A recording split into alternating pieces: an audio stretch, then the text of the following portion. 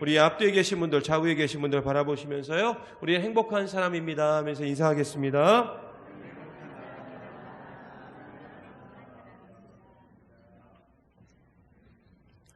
우리가 행복한 사람인 줄 믿습니다. 여러분, 오늘 우리가 함께 본 고린도전서 15장은 일명 부활장으로 굉장히 유명한 성경입니다. 부활장. 그래서 지금까지 저도 그랬고 많은 목사님들이 예수님의 부활을 어떤 것을 부활에 대해 설명을 하고 또 증거를 할 때 많이 사용하는 구절 중에 하나가 이 고린도전서 15장에 있는 내용들입니다. 그런데 사실 오늘 말씀은, 여러분 잘 들으셔야 돼요. 오늘 말씀은 예수님의 부활과 그 부활에 대한 믿음을 설명하는 데 초점을 맞추고 있는 것이 아니라 죽은 자의 부활에 대해서 초점을 맞추고 있어요. 뭐에 초점을 맞추고 있다고요? 죽은 자의 부활. 이걸 잘 듣고 가셔야 돼요. 자, 여러분, 고린도전서는 편지입니다. 그러죠? 근데 이 고린도전서를 누가 받은 거예요? 믿는 자가 받은 겁니까? 믿지 않는 자가 받은 겁니까? 이 편지를. 그죠? 믿는 자가 받은 거예요. 교회에 보낸 편지예요. 이걸 잘 기억하면서 가셔야 돼요. 자, 이 고린도전서는 우리가 다 알고 있다시피 고린도 교회 성도들에게 쓰여진 편지이고 성경입니다. 더 쉽게 말하면 이미 고린도 교회 성도들은 예수님의 부활에 대해서 다 알고 있었어요. 그리고 예수님의 부활에 대해서 다 믿고 있었습니다. 그러니까 예수님의 부활에 대해서 이미 알고 믿고 있는 자들에게 쓰여진 성경이 뭐냐면 고린도전서이고, 바로 오늘 우리가 함께 읽은 고린도전서 15장 부활장이라는 겁니다. 그러므로 이 부활장은 예수님의 부활을 믿어야 된다, 여기에 초점이 있는 게 아니라는 거예요. 그래서 우리는 오늘 말씀을 볼 때 예수님의 부활을 믿는 것에 초점을 맞추기보다 지금 사도 바울이 15장에서 계속 반복하면서 강조하고 있는 죽은 자의 부활. 어떤 부활이라고요? 죽은 자의 부활. 이게 제가 지금 자꾸 여러분들에게 하라고 하는 이유가 있는 거예요. 잊지 마시라고. 죽은 자의 부활에 모든 초점이 맞춰져 있고 강조점이 거기에 다 가 있다는 겁니다. 그래서 오늘 말씀 15절을 한번 봐야 돼요. 15장 15절. 우리 같이 한번 오늘 말씀 보겠습니다. 시작. 또 우리가 하나님의 거짓 증인으로 발견되리니 우리가 하나님이 그리스도를 다시 살리셨다고 증언하였습니다. 만일 죽은 자가 다시 살아나는 일이 없으면 하나님이 그리스도를 다시 살리지 아니하셨으리라. 아멘. 오늘 사실 우리가 1절부터 58절까지 있는 말씀을 다 봐야 되는데 시간 관계상 오늘 50절부터 58절까지 봤는데, 오늘 사실 본문은 이 15절도 들어가 있어요. 오늘 설교하는 본문 안에는. 근데 이 15절의 말씀을 보면은 여러분 좀 해석하기가 힘든 구절이에요. 이런 것들을 성경에서 뭐라고 부르냐면 난의 구절이다 이렇게 부르거든요. 난의 구절. 근데 이 15절 말씀도 사실 굉장히 난의 구절에 속합니다. 여러분 사실 우리가요, 일반적인 상식으로 한번 생각해 보면요, 우리의 일반적인 상식으로 생각하면 이렇게 말해야 맞아요. 예수님의 부활이 없으면 죽은 자의 부활도 없다. 이게 우리의 일반적인 상식이죠. 그렇죠? 그래야 맞아요. 그런데 지금 오늘 말씀을 보세요. 어때요? 이게 지금 뒤집어져 있어요. 그죠? 이 밑에 구절을 보세요. 죽은 자가 다시 살아나는 일이 없으면, 이게 무슨 말이에요? 죽은 자의 부활이 없으면 하나님이 그리스도를 다시 살리지 아니하셨으리라. 이건 무슨 말이에요? 예수님의 부활도 없다. 이렇게 되는 거예요. 근데 이게 우리 일반적인 상식하고 다르잖아요. 우리 일반적인 상식은 예수의 부활이 있어야 죽은 자의 부활도 있다라고 말을 해야 되는데, 지금 사도 바울이 이걸 지금 뒤집어 놨어요. 죽은 자의 부활이 없으면 예수의 부활도 없다. 이런 식으로 말해놨다고요. 그러면 사도 바울이 뭘 몰라서 이렇게 써놨느냐? 그게 아니에요. 사도 바울이 지금 오늘 이 고린도전서 15장에서 어디에 더 초점을 두고 있느냐, 어디에 더 강조점을 두고 있느냐를 보는 거예요, 지금. 그러니까 지금 이 고린도전서 15장의 강조점은 예수님의 부활에 초점이 맞춰져 있고 강조점을 두고 있는 게 아니라 죽은 자의 부활. 뭐라고요? 죽은 자의 부활에 더 강조점과 초점을 맞추다 보니까 지금 이 죽은 자의 부활을 지금 먼저 이야기하고 있는 겁니다. 그렇다면 죽은 자의 부활이 뭐냐 이거죠. 자, 우리가 분명히 추측해 봤을 때 여기서 말하는 죽은 자는 예수를 믿지 않는 자는 아닙니다. 여기서 말하는 죽은 자는 예수를 믿는 자이고, 더 정확하게 말하면 고린도 교회 성도들을 말하고 있는데, 왜 사도 바울은 지금 멀쩡하게 살아있는, 그러잖아요. 멀쩡하게 살아있는 고린도 교회 성도들이 왜 죽은 자다, 이 사람들은 죽은 자다라고 말했냐 이거죠. 여러분, 우리가 다 알고 있다시피 고린도 교회 성도들은 결국은 누구를 말하고 있다고 말씀드렸어요? 바로 우리, 그러죠? 바로 우리를 말하고 있다고 그랬어요. 고린도 교회는 그냥 우리 교회를 이야기하고 있다고 말씀을 드렸어요. 그런데 여러분 생각해 보세요. 지금 우리가 죽었습니까? 우리 교회가 죽어 있어요? 그렇지 않잖아요. 다 지금 살아가지고 다 걸어서 차 타고 이 자리에 다 오셨잖아요. 그렇죠? 우리 다 살아있잖아요. 근데 왜 사도 바울은 자꾸 죽었다 이렇게 말하고 있냐고요. 여러분, 오늘 말씀에 나오는 이 죽은 자라는 뜻은요, 헬라어로 말하면 네크로스입니다. 네크로스. 근데 이 네크로스는 크게 두 가지의 의미가 있어요. 첫 번째는 뭐냐면 진짜 생물학적으로 죽은 거예요. 진짜 죽은 거. 자, 예를 들어서 의사 선생님이 이분은 돌아가셨습니다, 운명하셨습니다 하고 사망 진단서 딱 끊어주잖아요. 바로 그게 네크로스예요. 그게 첫 번째 의미예요. 근데 네크로스는 그런 의미만 있는 게 아니라 두 번째 의미도 있어요. 그게 뭐냐? 그것은 바로 어떤 표현의 형태로 죽음을 상징할 때도 이게 바로 네크로스, 죽은 자라는 말을 써요. 그러니까 표현의 형태로 쉽게 설명하면 죽은 것 같다, 내가 지금 죽음의 고통 가운데 있다 할 때 그 죽음이란 단어를 네크로스라는 단어로 씁니다. 그래서 여러분, 이것을 우리가 좀 더 쉽게 설명하기 위해서는 누가복음 15장을 보면 답이 딱 나와요. 자, 누가복음 15장에 보면요, 여러분 그 잃어버린 아들의 비유가 나와요. 일명 탕자의 비유라고. 여러분 유명한 비유죠. 근데 이 둘째 아들이 자기 마음대로 집을 나갔다가 다시 거지가 돼가지고 다시 아버지 집으로 돌아옵니다. 그때 아버지가 이 돌아온 탕자 둘째 아들을 어떻게 해요? 꼭 껴안아주면서 이때 한 말이 있어요. 꼭 껴안아주면 한 말이 뭐냐? 누가복음 15장 24절이에요. 우리 같이 한번 보겠습니다. 같이 봅니다. 시작. 이 내 아들은 죽었다가 다시 살아났으며 내가 잃었다가 다시 얻었노라 하니 그들이 즐거워하더라. 자, 보세요. 아버지가 아들을 향해서 뭐라고 말해요? 죽었다가 다시 살아났다 이렇게 말하죠. 그러면 이 아들이 진짜 죽었어요? 생물학적으로 죽었습니까? 아니잖아요. 그냥 집을 떠난 거예요. 집을 떠난 것을 죽은 걸로 표현했고 다시 돌아온 것을 산 걸로 표현했어요. 이때 죽었다가라는 말이 네크로스예요. 그러니까 오늘 말씀 속에 사도 바울이 쓰고 있는 이 죽은 자라는 이 죽은 자의 죽은 자는 진짜 생물학적으로 완전히 죽어버린 게 아니라 그냥 표현의 형태로 죽은 것으로 표현하고 있는 겁니다. 제가 이제 신방을 한 번씩 할 때마다 굉장히 그 힘든 경우를 맞으신 분들을 신방할 때가 있어요. 물론 기쁠 때도 신방하지만 슬픈 경우에도 신방을 하죠. 힘들고 어려운 경우에도. 근데 그런 성도님들을 만나다 보면 그 성도님들이 되게 저한테 하는 얘기들이 있어요. 목사님, 제가 지금 사는 게 아닙니다. 이런 말을 하죠. 여러분, 사는 게 아니다. 그건 무슨 말이에요? 결국 내가 지금 죽은 거라는 거예요. 이게 네크로스예요. 내가 지금 죽음과 같은 고통 속에 있다. 어려움 속에 있다. 그게 네크로스라고요. 그 성도님은 지금 멀쩡히 살아계시는데 나는 죽었어요. 이렇게 표현하고 있어요. 즉 자신의 심리적인 상태, 자신의 내면적인 상태, 자신의 상황, 자신의 환경이 다 죽은 것 같다 이렇게 말씀하신 거예요. 그게 네크로스라고요. 그게 오늘 말씀에 나온 죽은 자예요. 물론 우리는 예수님으로 인해서 새 생명을 얻었습니다.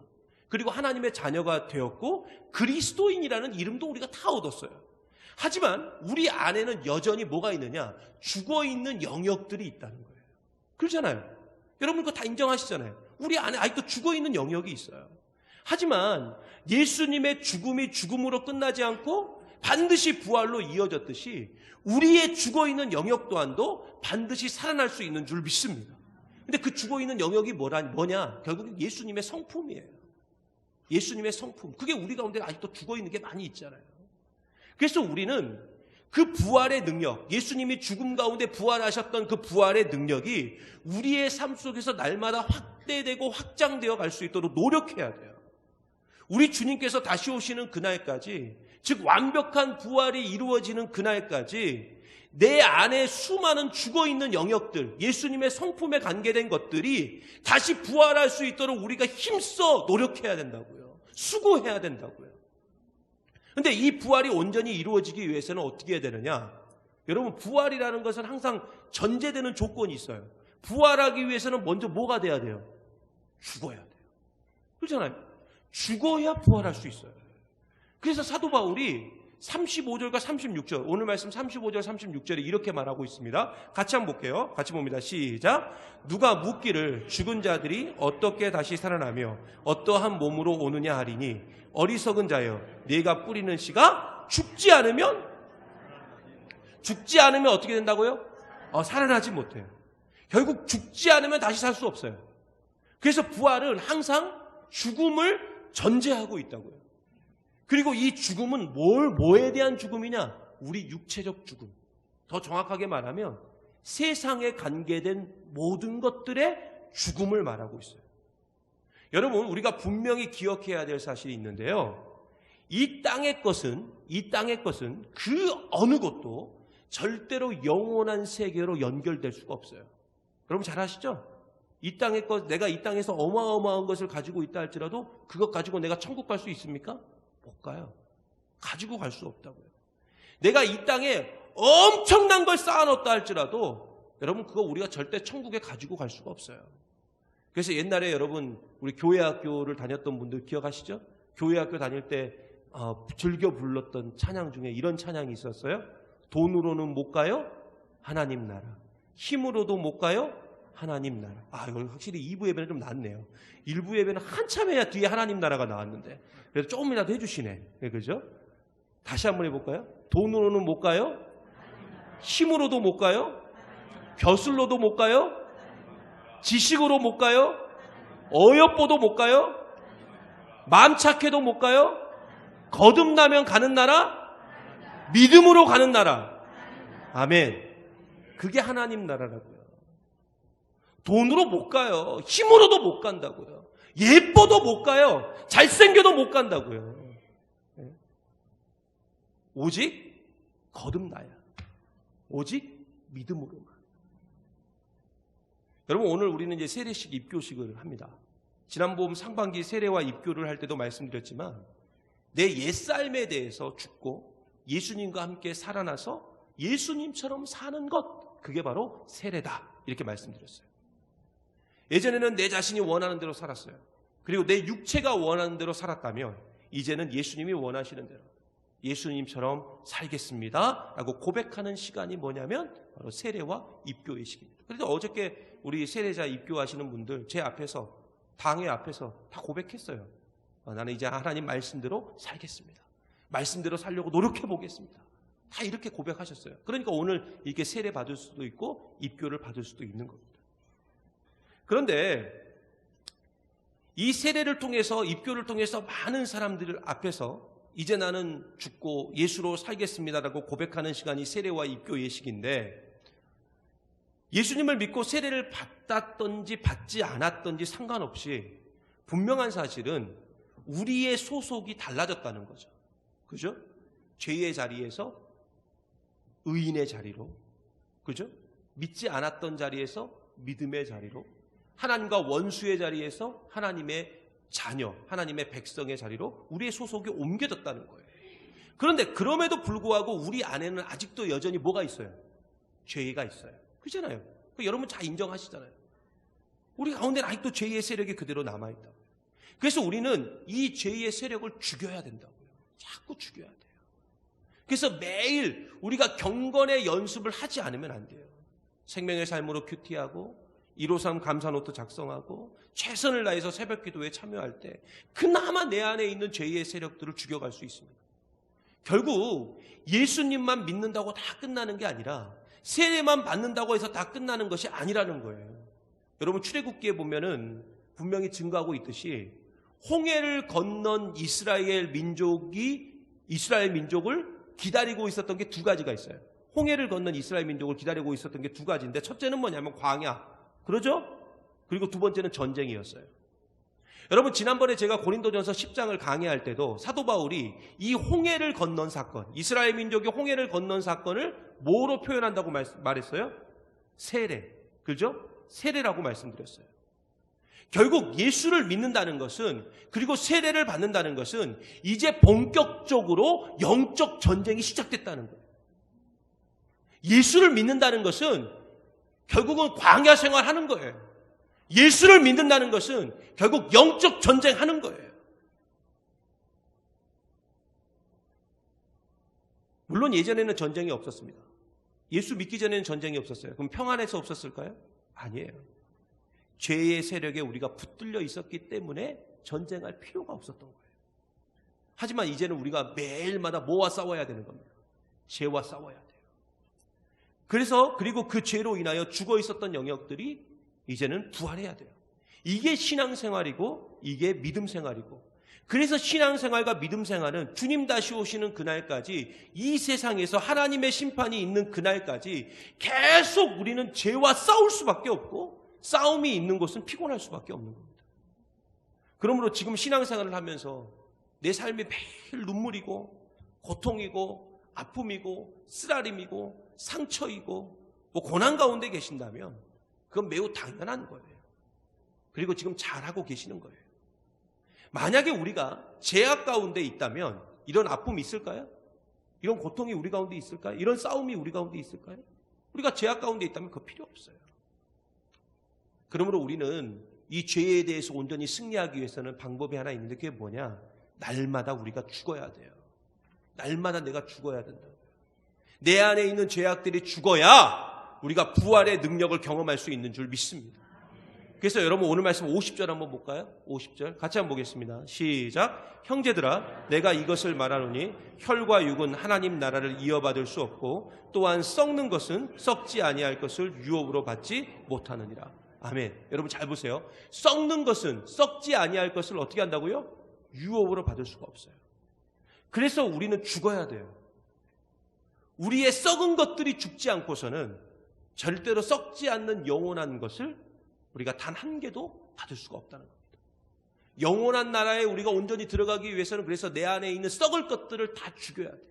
죄악을 다 죽여야 된다. 즉 하나님이 기뻐하시는 새로운 존재가 돼야 돼요. 여러분 고린도 교회는 죽은 영역이 얼마나 많았습니까? 우리가 지금까지 15장까지 보면서 그 고린도 교회 안에 들어있는 죽은 영역들을 얼마나 많이 봤습니까? 이제 고린도전서 강의에 얼마 남지 않았습니다. 고린도에서 하나님의 나라로라는 제목으로 이제 벌써 28번째 시간입니다. 지금 우리의 삶은 얼마나 고린도, 즉 하나님이 원하지 않는 삶에서 하나님의 나라로 변화되었습니까? 만약에 우리 안에 아직까지도 변화가 없다면 그것은 지금 내 안에 죽은 영역들이 아직도 많이 남아있다는 거예요. 이제는 부활의 소망을 가지고 이 죽은 영역들이 부활하는 영광을 얻기를 간절히 소망합니다. 그런데 이 부활은 결국 예수님께서 우리를 위해서 죽으시고 부활하심으로 다 이루어 놓으셨어요. 그러므로 여러분 너무 걱정하지 마세요. 내가 지금 갖고 있는 이것들을 죽임으로 인해서 혹시 나한테 극심한 손해가 있지 않을까? 아픔이 있지 않을까? 어려움이 있지 않을까? 물론 아픔이 있겠죠. 손해가 있겠죠. 어려움이 있겠죠. 고난도 있겠죠. 하지만 그곳 가운데 반드시 부활이 있는 줄 믿습니다. 그러므로 우리는 이 부활의 확신을 가지고 내 안에 죽어야 될 것들을 날마다 죽이면서 나아가는 우리의 삶이 되시기를 간절히 소망합니다. 물론 그 죽음의 과정은 너무 힘들 수 있어요. 나에게 엄청난 손해가 있을 수 있고 아픔이 있을 수도 있고 내 삶의 모든 것들이 다 무너질 수도 있고 다 잃어버릴 수도 있습니다. 하지만 죽음은 죽음으로 끝나지 않고 반드시 부활의 영광이 있음을 기억하고 우리 안에 죽지 않은 것을 좀 죽임으로 반드시 살아나야 될 예수님의 성품과 마음들이 우리 안에 부활하기를 간절히 소망합니다. 근데 이 모든 건 그냥 이루어지지 않아요. 그래서 사도 바울도 오늘 말씀 58절에 이렇게 강하게 말하는 겁니다. 58절 말씀 한번 볼까요? 58절 말씀 우리 같이 한번 보겠습니다. 시작. 그러므로 내 사랑하는 형제들아 견실하며 흔들리지 말고 항상 주의 일에 더욱 힘쓰는 자들이 되라. 이는 너희 수고가 주 안에서 헛되지 않은 줄 알미라. 아멘. 우리 역시 견실하며 흔들리지 말고 항상 주의 일에 더욱 힘쓰는 자가 되기를 간절히 바랍니다. 여러분 이 수고와 이 노력은 결국 주 안에서 헛되지 않을 줄 믿습니다. 특별히 오늘 이제 세례와 입교를 받으시는 분들은 이 사실을 꼭 기억하고 우리 세례와 입교 받으시는 분들뿐만 아니라 우리 모든 성도들은 다 오늘 말씀 기억하면서 이제 더욱 주의 일, 주님이 기뻐하시는 일이 뭐냐 거기에 더 집중하시고 그 일에 여러분 힘쓰시기 바랍니다. 오늘 사도 바울이 분명히 말하잖아요. 이건 수고가 있어야 돼요. 힘을 써야 돼요. 노력해야 돼요. 그냥 있다고 해서 되는 게 아니에요. 그냥 가만히 있는다고 해서 갑자기 내 신앙이 자라고 내 믿음이 자라는 게 아닙니다. 힘써 노력해야 돼요. 그렇게 나아갈 때 흔들리지 않는 믿음, 흔들리지 않는 신앙 가운데 우리가 굳건하게 세워지게 될 줄 믿습니다.